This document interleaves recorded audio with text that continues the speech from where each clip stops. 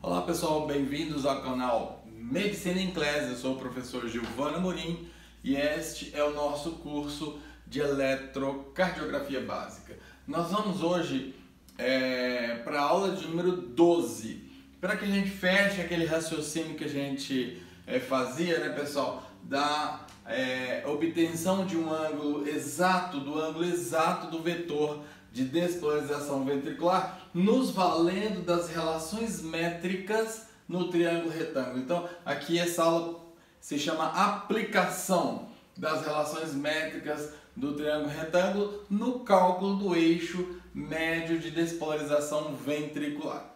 Então, só para a gente recordar, nós falamos na aula passada sobre três razões trigonométricas muito importantes: o seno, que é o cateto oposto dividido pela hipotenusa, o cosseno, cateto adjacente dividido pela hipotenusa, e a tangente, que é o cateto oposto dividido pelo cateto adjacente. E aí a gente brincou com o mnemônico coca, né? Na medida que a gente vai escrevendo ali a palavrinha coca e depois só põe H embaixo.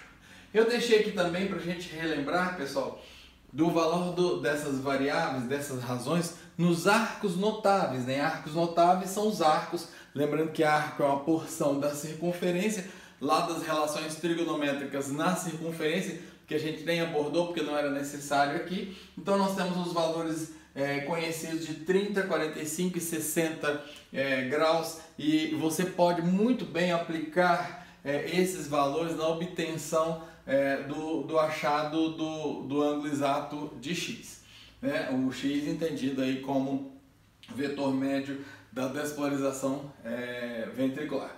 E aí houve pedidos, né? Canta musiquinha, como é que era a musiquinha, né? Então a gente vai lembrar para vocês um mnemônico musical para a gente conseguir a qualquer momento, em sendo necessário, construir essa tabelinha. 1, 2, 3, 3, 2, 1, todo sobre 2. A raiz vai no 3 e também no 2. A tangente é diferente, vejam que legal. Raiz de 3 sobre 3, 1 raiz de 3. Na medida que a gente vai cantando a musiquinha, a gente vai compondo aqui para ganhar tempo. Eu já trouxe a tabelinha pronta, mas é só se valer da musiquinha que você consegue compor. Muito bem, pessoal, aqui eu deixei então situações hipotéticas para facilitar a nossa conta. Sempre os números são fixos aqui, mas a gente pode trabalhar com qualquer número que aparecer para nós.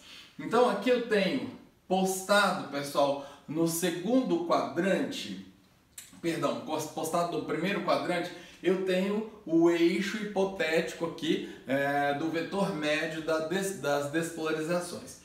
Eu tenho que aqui, pessoal, o eixo das abscissas é ocupado pela derivação D1 e o eixo das ordenadas é ocupado pela derivação AVF. E nós conhecemos a graduação do evento de despolarização projetada aqui na porção positiva de D1. Então nós podemos nos valer, e aqui eu coloquei o número 7 representando isso, nós podemos nos valer da amplitude do QRS projetado nesta porção de D1 para representar um dos elementos do nosso triângulo retângulo, do triângulo que contém no dos seus vértices um ângulo reto. Já mencionamos sobre isso. Da mesma forma, conhecendo a projeção, a amplitude do QRS na derivação AVF, nós obtemos também o número. Ora, se eu traço duas paralelas, respectivamente uma paralela às abscissas e uma paralela à ordenada, eu vou obter um retângulo, e para que retângulo seja retângulo, nós temos que os lados paralelos são iguais. Muito bem, então se aqui é 7, aqui nós temos 7. Se aqui é 5, nós temos 5. Então aqui a gente obteve exatamente o nosso amigo, o triângulo retângulo, e aqui eu vou colocar o símbolo internacional de ângulo reto, e nós vamos então remover este desenho para cá. E nós vamos ter que a tangente, pessoal, que é o coca, né, lá do nosso mnemônico, vai ser cateto oposto. Então esse é o ângulo, o cateto que se opõe ele é 5, como é que eu sei que é 5? porque é paralelo, já que forma um desenho de um retângulo, é paralelo a esse lado que eu conheço, que eu fui lá, calculei o QRS e deu 5, atribuo 5 aqui. Da mesma forma, eu vou para o cateto adjacente, descubro que o cateto adjacente é 7, porque ele representa exatamente a amplitude de D1. Então eu faço essa continha e descubro que 5 dividido por 7 vai dar 0,71. Da mesma forma, pessoal, aplicando o mesmo raciocínio, e eu me valio aqui, deixa eu tirar minha colinha aqui para não ficar feio no nosso quadro, me valendo aqui das mais variadas disposições possíveis para o eixo, ocupando primeiro, segundo, terceiro e quarto quadrantes, vocês se lembram bem disso? Eu pus os mesmos números para facilitar a conta, mas dá para trabalhar aqui com o que aparecer para nós. Pessoal, existe uma função chamada tangente inversa ou arctangente, que a gente abrevia assim, arctan. E aí a gente precisa recorrer a uma calculadora científica, qualquer calculadora científica faz isso. Então você joga que o arctan de 0,71, ou seja, a tangente inversa de 0,71, nós vamos obter o número 0,617. E eu trouxe aqui uma tabelinha, então quando eu tenho a tangente inversa, eu consigo chegar no ângulo. Não vale a pena aqui, pessoal, a gente entrar na discussão como que eu chego nesse número, ou qual é exatamente o significado matemático da tangente inversa, porque começaria a fugir demais a proposta desse curso, né? Mas o que eu preciso é que você, de uma vez obtendo esse número, e eu quero que você entenda como é que você obteve esse número, né? Então nós estamos trabalhando aqui com tangente. Escolhi tangente, já que eu tenho a possibilidade de trabalhar com qualquer dessas variáveis. Pessoal, posso trabalhar com seno, posso trabalhar com cosseno e posso trabalhar com tangente. Eu até recomendo que vocês deem uma olhadinha nessas continhas, porque se der meio no seno, eu já sei que eu estou com um ângulo de 30, matou a questão, não precisa fazer mais conta nenhuma.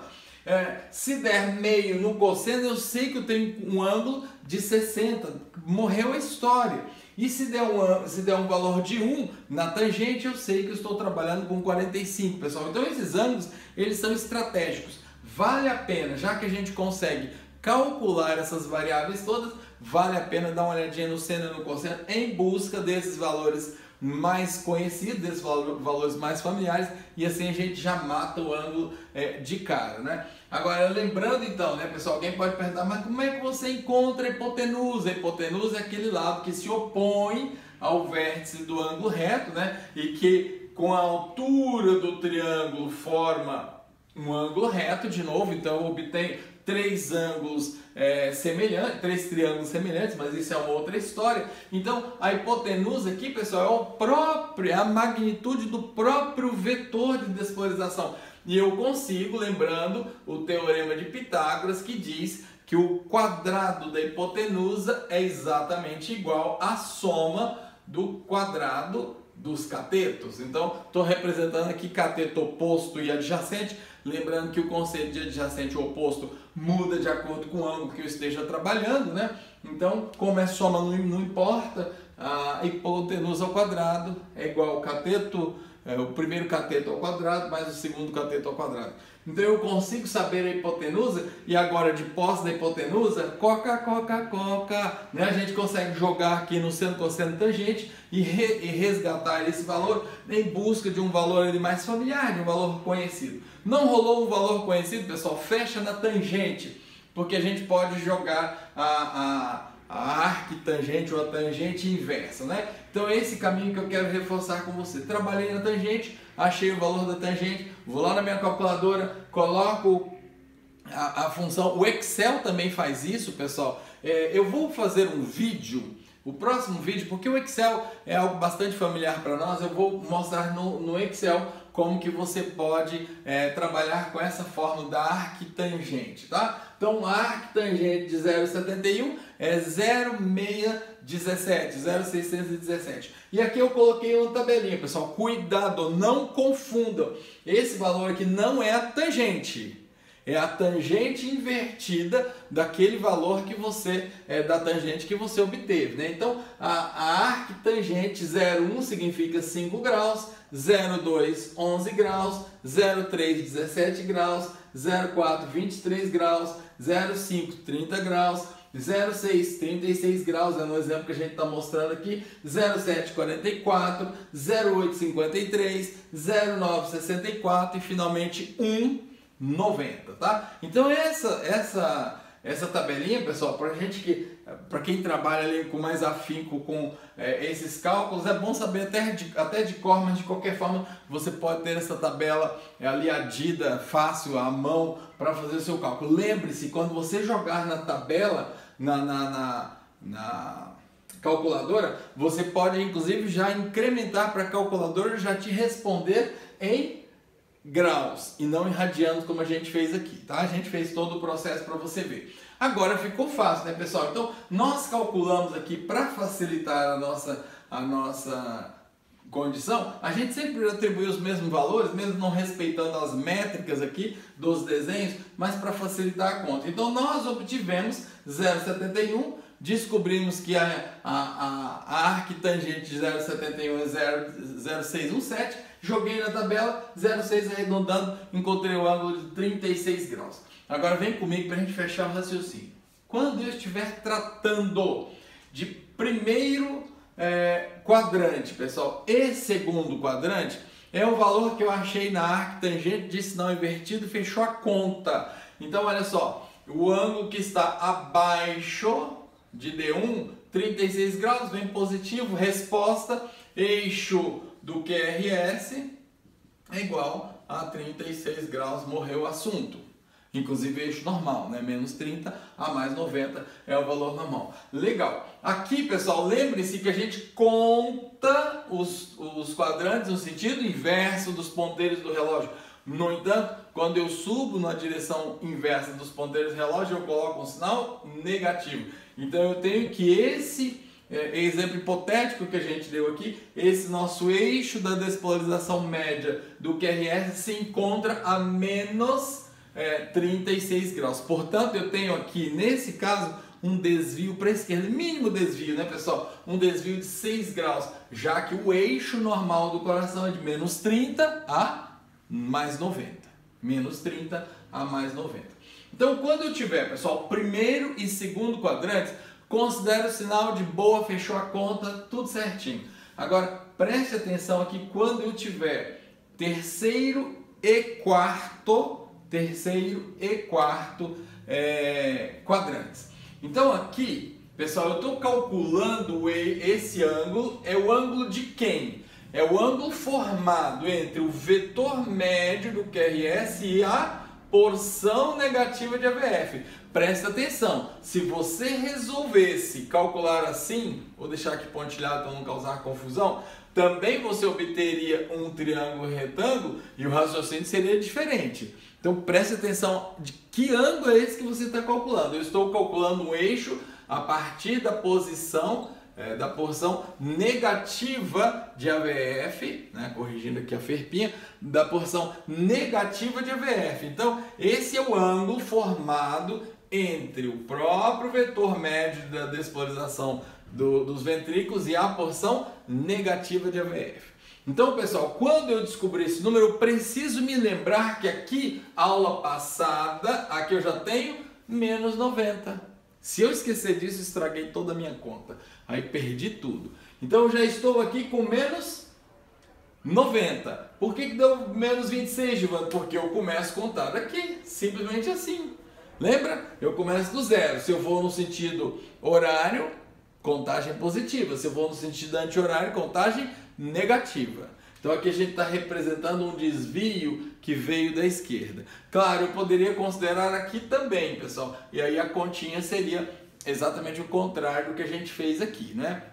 Aqui a gente somou 36 a 90, respeitando o sinal, né? Aqui eu teria que fazer exatamente a soma ao contrário para contar a partir de mais 180, tá? Então esse é um detalhe importante, pessoal. Eu tenho que considerar o 90. Aqui da mesma forma, quando eu tiver um vetor localizado. Então aqui, só para lembrar, a gente estaria falando de eixo indeterminado ou desvio extremo, né? Razão aí, tema das aulas passadas. Muito bem, agora quando eu tenho aqui, olha, primeiro, segundo, terceiro, quarto quadrante, então eu tenho lá o meu vetor localizado no quarto quadrante. De novo, eu preciso saber que ângulo eu estou estudando. Resolvi estudar o ângulo formado entre o vetor médio da despolarização dos ventrículos e a porção positiva de AVF.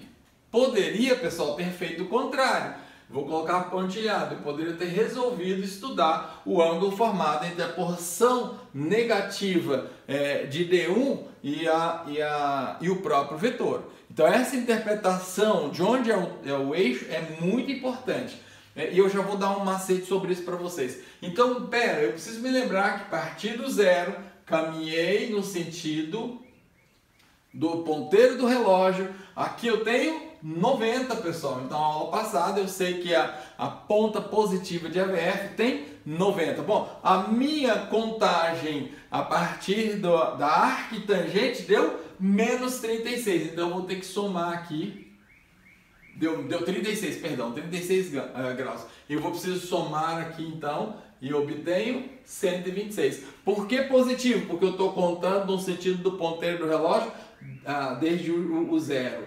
Então eu preciso me lembrar que esse ângulo eu não posso dar a resposta aqui 36 e boa. Não, tá errado. Eu preciso lembrar que eu parti da contagem do zero, então tenho até aqui 90 e caminhei mais 36 graus. Nesse caso, então, nós teremos um belo de um desvio para a direita. Então, pessoal, essa é uma das formas em trigonometria. Então, a gente tem várias aplicações, né? Eu poderia jogar isso na circunferência e pensar um pouco em relação às relações trigonométricas dentro da circunferência. Podia trabalhar com arco, posso trabalhar, como mencionei, com seno e cosseno, mas essa forma da tangente é bem tranquilinha, é bem fácil, porque eu não perco tempo e melhor, eu não corro risco de errar, né, pessoal? Eu não perco tempo com o cálculo da hipotenusa, então eu não preciso da hipotenusa quando se trata do coca. Lembra? Então, quando tem coca, tangente, cateto oposto dividido pelo cateto adjacente.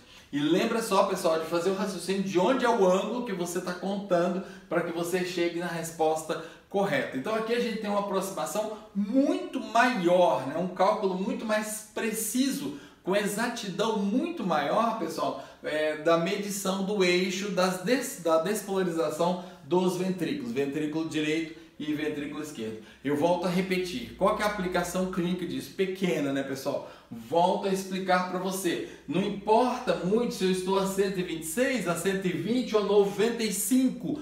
95, 120, 126 é tudo desvio para a direita, que é a grande informação clínica que eu preciso. Porém, se eu estiver numa condição científica, se eu estiver fazendo um cálculo mais exato, se a razão do trabalho científico ali da minha pesquisa é exatamente essa, eu preciso de precisão. Então, eis aí uma proposta, pessoal, usando as relações métricas do triângulo retângulo, sempre transformando esse nosso desenho em um triângulo retângulo, que a partir daí a gente consegue transitar bem, fazer bem essas relações. Tá dado o recado, pessoal? Legal, né? Como eu disse na aula passada, a gente precisa de vez em quando resgatar os princípios basilares lá das ciências ditas básicas, não é? Eles têm um embrincamento, pessoal, muito grande com a medicina, né? Não dá para eu entender bem a fisiologia sem a bioquímica e não dá para entender bem a bioquímica sem as bases da química orgânica, por exemplo. É assim que a gente vai estudar, por exemplo, os distúrbios do ácido básico, que aqui no canal a gente vai brevemente aplicar uma aula. É assim que quando a gente estudar campo visual, a gente precisa se voltar ao algoritmo, né? Então, ao invés de sentir arrepios e ojeriza, quando você ver essas voltas, essa valorização das ciências básicas, lembre-se, o conhecimento, inclusive o conhecimento científico, é uma construção constante. Nenhum conhecimento que você tenha adquirido é inválido ou desprezível. Pelo contrário, todo conhecimento é importante na construção dos saberes, dos mais variados saberes. E lembre-se, não se faz uma casa a partir do teto ou da pintura final. Se não houver um sólido alicerce, sua casa vai ruir certamente.